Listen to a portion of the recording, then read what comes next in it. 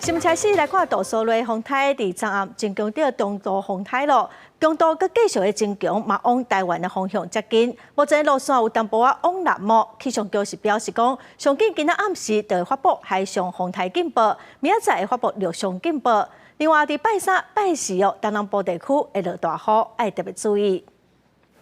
第5号风台杜苏芮礼拜暗时已经变强，加做中度风台。气象局表示，上紧拜一下暗就会发布海上风台警报，明仔载有机会发布陆上风台警报。拜三、拜四风台会继续变强，马上挖进台湾，风雨上大，尤其是东半部甲恒春地区的民众要特别细腻。今天到明天，台风大概是会朝西北方移动，接近吕宋岛的北端海面这边。然后到了星期三，会开始慢慢有往北的分量出来。星期五再进入中国大陆。不过整体来说，它在星期三、星期四通过台湾最靠近的时候呢，基本上还是会是一个比较强的中度台风。气象局嘛提醒，风台豆豆挖进台湾，东半部的雨一阵一阵，风雨嘛会愈来愈明显。台湾的海岸东南部风影较大，会出现大影，提醒民众唔通挖进海墘啊。